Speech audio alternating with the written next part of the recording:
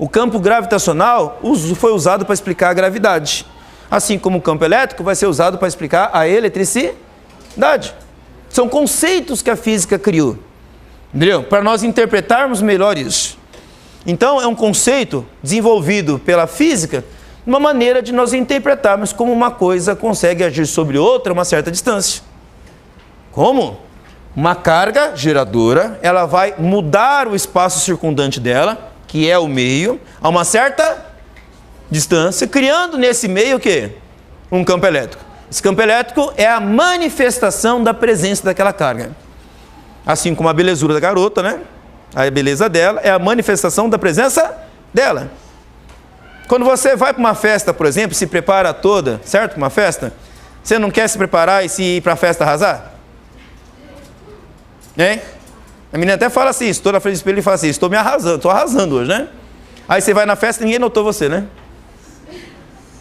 É triste, não é triste? Não, não é? Pô, você gastou com o cabeleireiro, manicure, pedicure, certo? Gastou numa roupa nova, certo? E foi na festa e ninguém notou? Pô, você fala assim, meu campo estético tá baixo, né? Tá fraco, né? Certo? Se você vai lá, você quer que as pessoas sintam a presença sua, né? Bom, pelo menos aquele rapaz que você quer que olhe para você, né? Certo? Mas de alguma forma você quer que as pessoas notem a sua presença.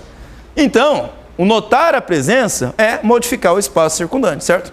Tá? Então, da mesma forma, o campo elétrico é a maneira com que essa carga faz-se notar no espaço ao redor. Outras cargas, que nem o Qzinho, vão sentir isso através da ação desse campo elétrico naquela carga, produzindo como resultado uma força. Então, a força não é a causa do campo, ela é resultado da ação do campo. Entendido? Tá? Bom, o que vai ter diferente? Apesar de toda analogia, você pode olhar para as duas coisas e pensar assim, ah, eu acho que é a mesma coisa, já que são tão parecidas, né? Então elas devem ser o quê? Iguais. Não, não são.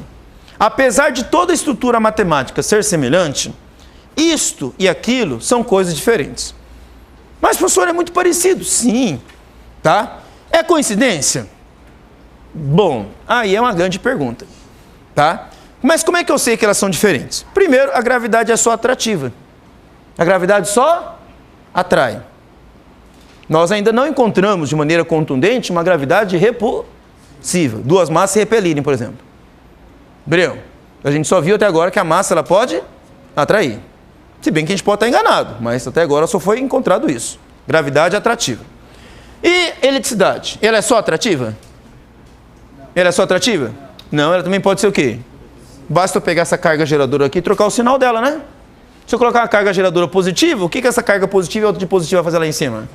Então, a força elétrica, ou seja, o campo elétrico, ele pode produzir tanto uma atração quanto uma repulsão.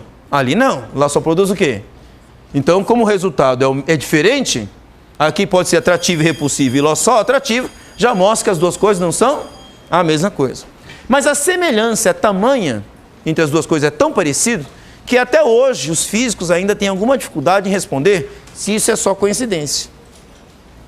Tá? Nós temos aí muitos físicos trabalhando nessa história toda, numa tentativa de tentar unificar uma coisa com outra, numa tentativa de dizer que é como se fosse a mesma coisa. Como se fosse assim, estados diferentes, entendeu? Certo? Só mesmo houve uma mudança de estado de uma fase para outra ali. Tá? Mas ainda não conseguimos responder isso. Não há uma resposta ainda clara para dizer se isso tem alguma coisa a ver com aquilo explicitamente. Tá? Mas muitos físicos olham para isso e pensam, eu acho que não é coincidência. Ok? Tá? Beleza, gente? Por hoje é só.